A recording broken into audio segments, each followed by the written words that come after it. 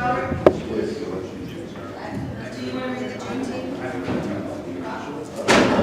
Huh?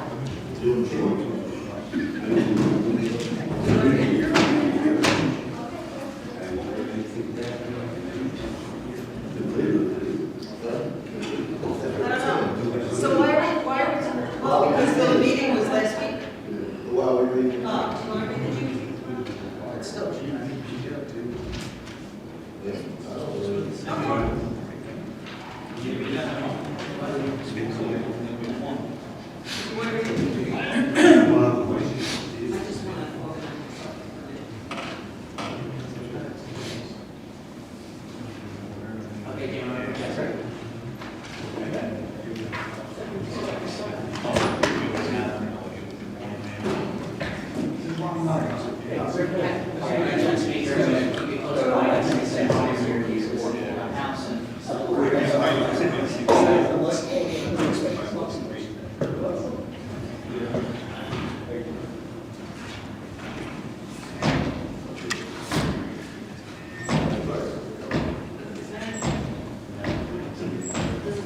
Oh, it's not on the agenda, you didn't have it on.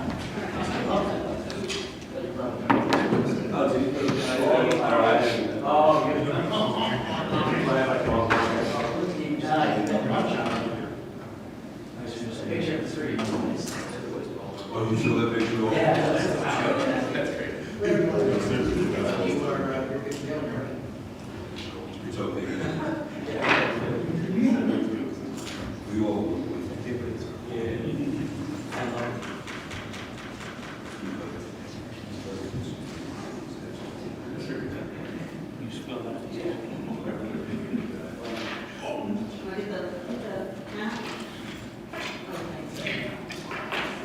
Okay, good afternoon, everyone, or good evening, I guess. This meeting is being held in conformance with the Open Public Meetings Act. Notice has been given to the newspapers of record, posted in the municipal building, and filed with the township clerk. Next open public meeting of the township council will be held on Thursday, July 17th, 2025, at 7:30 p.m. Roll call, please. Councilman Patton. Here. Councilman Marshall. Here. Councilwoman Dodd. Here. Councilman Marshall. Here. Councilman Spindler. Here. Deputy Mayor Montal. Here. Mayor Taylor. Excuse. Okay, let's all rise for a moment of silence.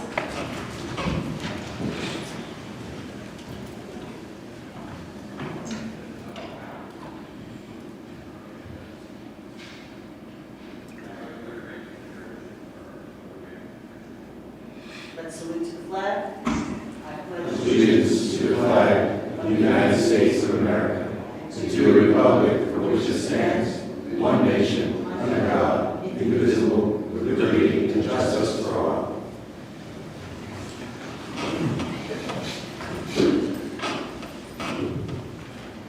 Okay, so I'd like to open up a hearing of the citizens on agenda items only. If anybody has anything they would like to talk about, please come to the microphone.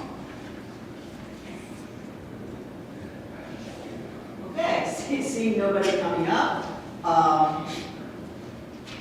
we're going to do the public hearing on the CDBG grant application.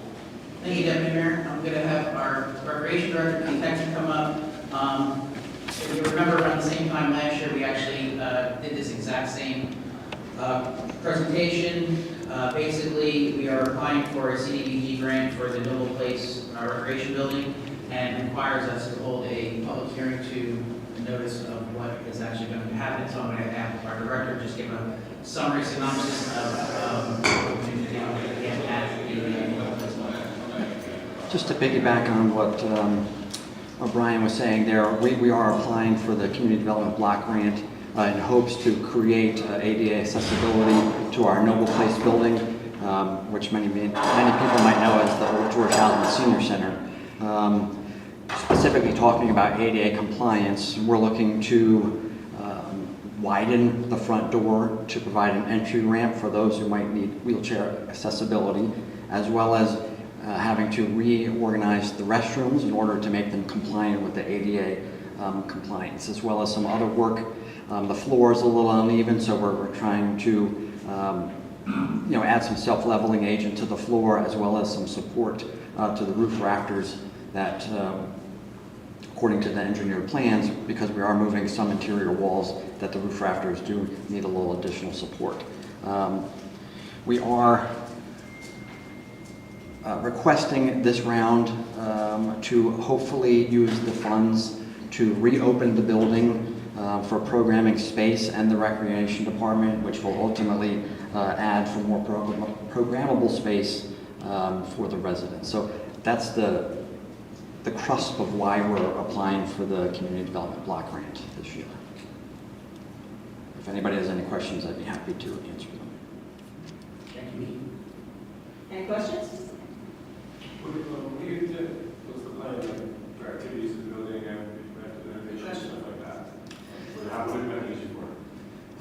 The one plan is to also move the recreation department to that building as well. So it's kind of coupled with that, the programming space that's there. I know that in a recap for our summer camp, I provided to Brian a couple years ago that we were looking to provide summer camp to 4- and 5-year-olds, and certainly that would be a much smaller group. So we would look to really house that summer camp out of that building versus the middle school where we have normal summer camp. So programs like that. Some smaller programs at the community center building is just too big for, we would like to have there.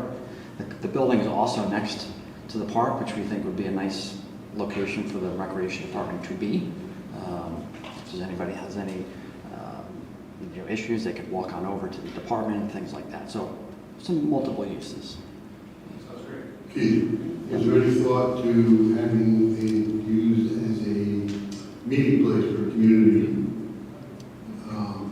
activities such as the AYF or the soccer program or the baseball league, if they need to have a committee meeting? Yes, absolutely. That building would be open for those sort of meetings. The setup, it would be like, just like when people want to use this building or a small conference room, the Hudson Ridge Center or the community center. So it's being renovated enough that the offices are still going to be behind a wall, so you can still go in and use the actual the communal space area for meetings or programming. And then, so you wouldn't actually be walking into the actual offices. No, I understand. And so You don't want that. and so that's why I'm saying it would be used just like any other facility that if they need to use it, you can go to that For building. meeting, Yeah. such as Correct. Yeah. Keith, what's the timeframe on getting this project started and completed? The time frame would really depend on the grant application. I mean, we'd really be relying on these funds to kind of spearhead the project. So that's kind of just where we're in a sort of holding pattern at the moment. We're trying to use more grant funding before we have to actually do a full budget for capital. So we're trying to get some more. So I said, That makes sense. remember I said we were here last year working on it. I think they took 6, CDG picked out, I think 6 towns for funding. We were 7. So that's why they reached out and told us directly that we should definitely put back in this year, which is how the votes came down. We were just off voting. Did we apply for the same, was it the same building project last year? Mhm. Okay, so yeah, maybe they'll move us up. I mean, it sounds like Yeah. a great project, so. Good. Okay. Do I have, is there anybody, do I need to be asked? Yeah, so any members of the audience have any questions on this grant? I think we're good, thank you. Okay, thank you very much. Yeah, so we'll close out that portion of the meeting. All right, so, reports, anybody? Are you here now? Okay, thought maybe you'll reach it from that. Good. So I've got 2 reports. I had the pleasure of attending since our last meeting, which is rather than the car ride. The 100th anniversary of St. Mark's celebration, which was a great time. It was really cool to see the history of the church and like all kinds of really old pictures and a lot of people we know, a lot of ancestors of people we know. It was really, really a very nice presentation, a great day. And then I went to announce that at the baseball field this past week, the 9U and 10U Madeline Husky teams, which are comprised of all kids from Madeline and Aberdeen, each won the District 11 championship and are going to the state tournament. And so Congratulations. we'll see how far they go. Maybe we were talking to, Margaret came and gave the banner out last night at the non-league tournament, just hosted at Team Field in Mattawa. And we'll see how far they go. Maybe we'll all get together with Mattawa and honor the kids. Oh, that'd be great. Figure out what we can do. But it was really nice, and yeah, it was great. Two out of the 4 teams that our town entered into the districts won their respective districts and moving on. So Yeah, that's I had nice that. well players. I had the pleasure of talking to some people while we were waiting. Of course, we thought the game was going to be over at 9, but you know, as many games as I've been to in my life, for my kids, my grandchildren, and whatever, they never end when they're supposed to. So we were there a lot longer. So I got to talk to some people, and they're very impressed by the Mattawa teams. I got to tell you. I mean, those teams are, they're the teams to beat. So congratulations to you guys. You did a wonderful job. Yes. Well, I also have a report. Yeah, go ahead. I had the pleasure of watching the Mattawa and Aberdeen PBA annual softball game. Oh, I informed Mattawa's VA, who was there, that we expect the pizza to be served on fine china and silver. oh, that's right. You won that day. Very good. Okay, we beat them by 2 touchdowns. yes, yes, exactly, well put there. Okay, so we're very proud of our PBA. Yes, let's go on the record to say that we are very proud of. We don't know what the trophy is, though, do we? Is it here?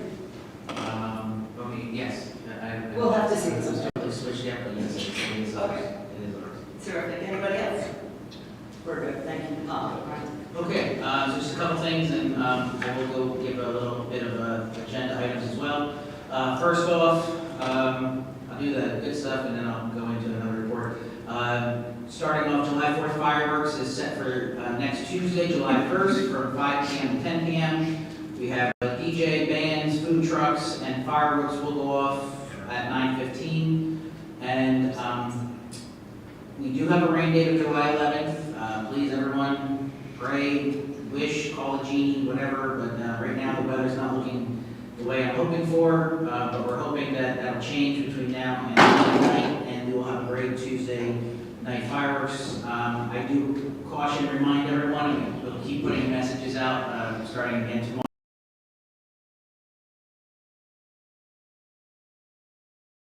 The Cliffwood Elementary School parking lot. Everyone knows how tight parking is, even with handicap, it will be tight.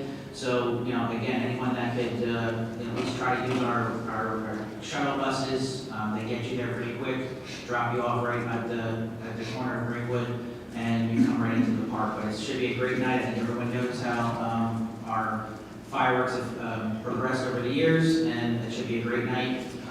We had an amazing amount of residents and guests there at last year's fireworks, so we're expecting that much and more for this year. Also, starting on July 8th, which is the following Tuesday, will be the first of our summer concert series, which will be Screaming Broccoli at Veterans Park also. Again, another great night to start off with, and usually has a great turnout of residents for that band.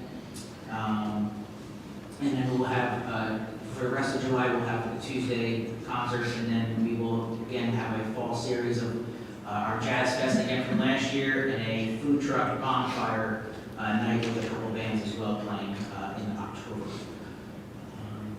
Again, I also want to congratulate our police department and PBA 163 for an awesome softball night last Friday. It was a great night, very well attended by many residents from both towns.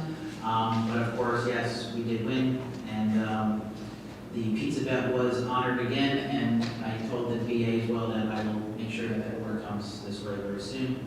So we're very, very happy that we took out the Mattawa team this year. And then, of course, again, I have to thank you all for coming tonight to the meeting with last week's very quick storm that went through and took out power here at Town Hall, and 1,400 residents in town. So again, I have to thank the police department and the fire department, EMS that were out there. We had police officers out doing traffic at right here at Church and Lloyd for most of the Thursday night, and then again at Line Road as well.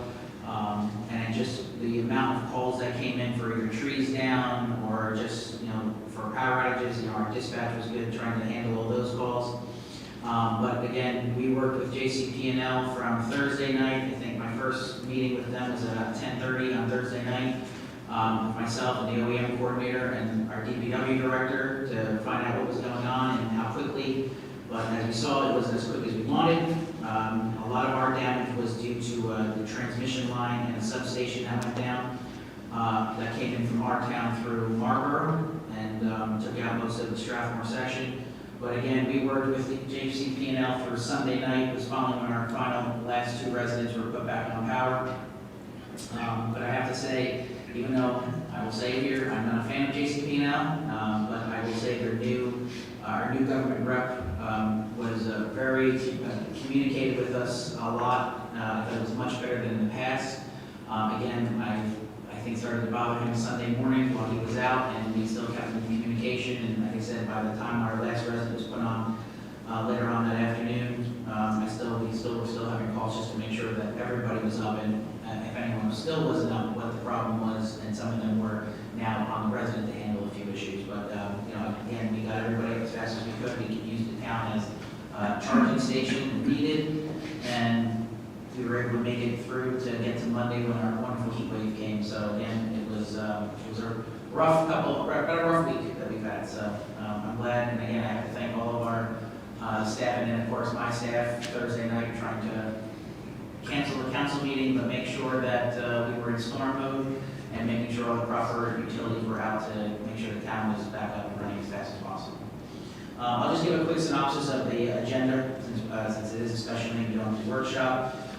We will do an ordinance in the public hearing for the reappropriation for the ambulance. Resolution 70 is approving liquor licenses for the town that end on June 30th. Resolution 71 is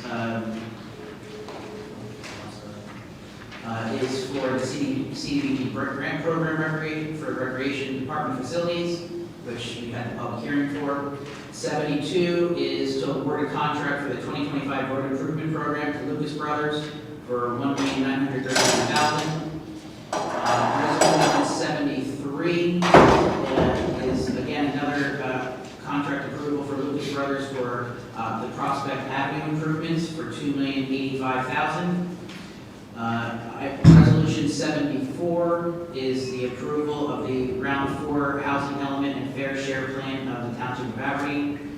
Resolution 75 is approving a veterans tax exemption. 76 is authorizing the application for Monmouth County Open Space Grant for Cambridge Park improvements. And 77 is the approving of the 6th Amendment for the redevelopment agreement between the Township of Aberdeen and Somerset Anchor Urban Renewal. And number 78 is the approval of a resolution opposing the new offshore oil and gas leasing on the coast of New Jersey in the 11th National Outer Continental Shelf Oil and Gas Leasing Program. And we have one raffle license, 1331. And if anyone has any questions on any of these resolutions from council, I can answer, and I do have our professionals here that can answer, and I will ask Ron and our planner to come up and just give us a summary for everyone on the round 4 of the fair share housing element. So Ron, if you guys don't mind coming up to the podium? Sure. I would appreciate it.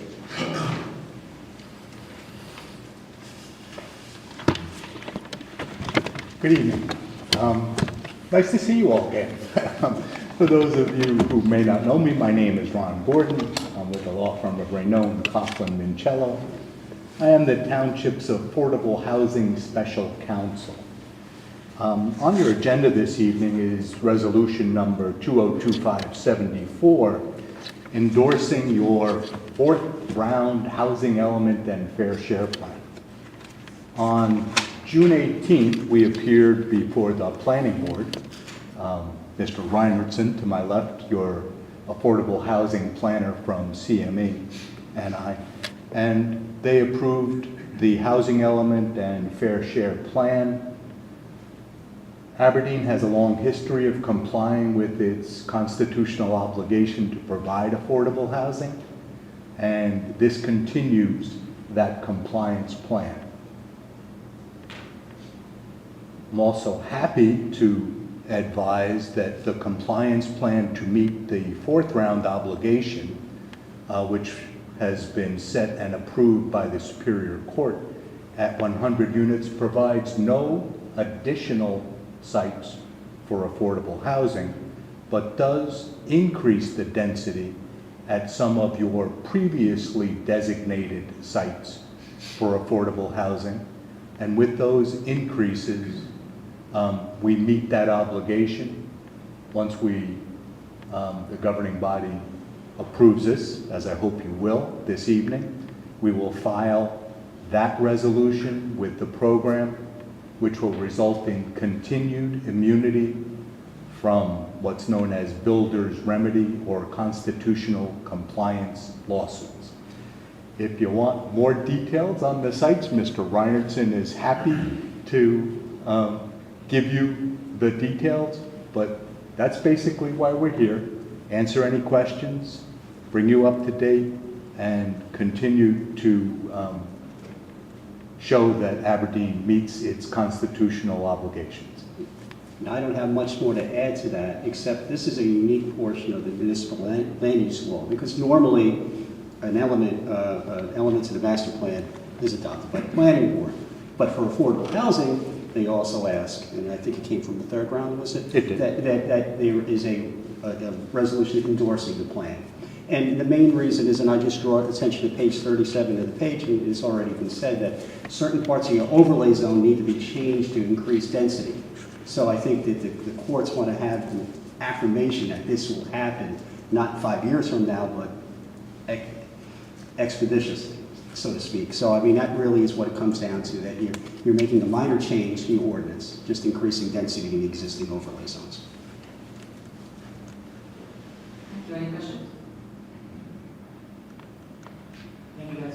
All good? Thank you all. Nice to see you all. And then, Jamie, if you can just give a summary also, so remembers what we're doing with 77. Sure.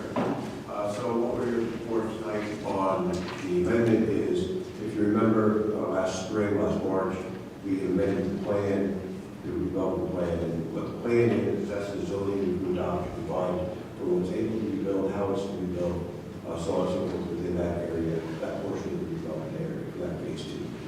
And with the amendment of the plan, there were amendments made as to what can be built, how it's going to be built, the timeline is going to be built.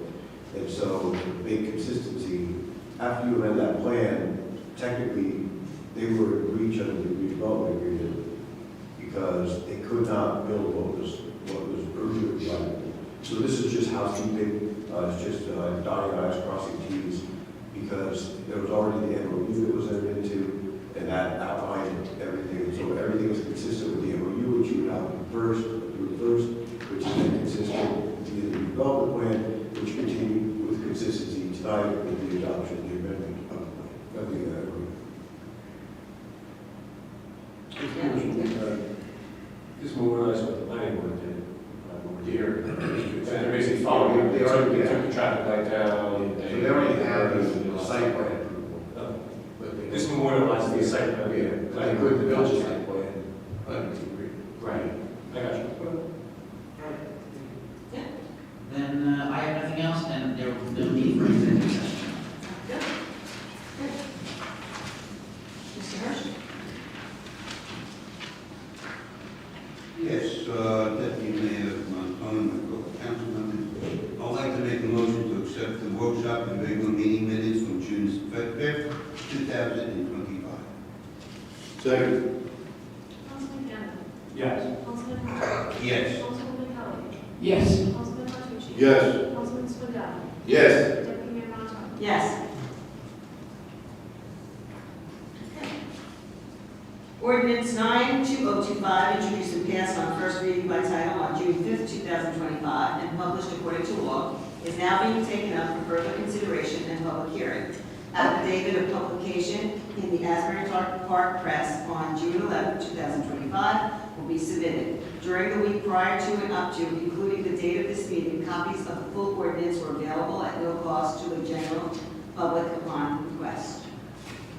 On ordinance appropriating $55,000 proceeds of obligations not needed for their original purpose in order to provide for acquisition of the ambulance and by the Township of Acton in the County of Monmouth, New Jersey. Okay, I'd like to open the meeting to the public for remarks or comments for or against the final adoption of this ordinance. Okay, none seen? Councilman Martucci. Mr. Deputy Mayor, my fellow council members, I'd like to make a motion that ordinance 9-2025 be finally passed and adopted, and then notice of its passage and adoption be published by title in the July 2nd, 2025 issue of the Asbury Park Press. Second. Councilman Cannon. Yes. Councilman Hirsch. Yes. Councilman Kelly. Yes. Councilman Martucci. Yes. Councilman Swindell. Yes. Deputy Mayor Montal. Yes. Mr. Cannon? Yes. Mayor and fellow council members, I'd like to make a motion to adopt the consent agenda, which consists of resolution 2025-70 through 2025-78, as well as draft license RL 1331. Second. Councilman Cannon. Yes. Councilman Hirsch. Yes. Councilman Kelly. Yes. Councilman Martucci. Yes. Councilman Swindell. Yes. Deputy Mayor Montal. Yes. Next, I want to open to a hearing of the citizens on any item at all. Would anybody like to come take mic? Not seeing anybody interested in speaking to us tonight. We are not having an executive session, so do I have a motion to adjourn? Motion to adjourn? Second. All in favor? Aye.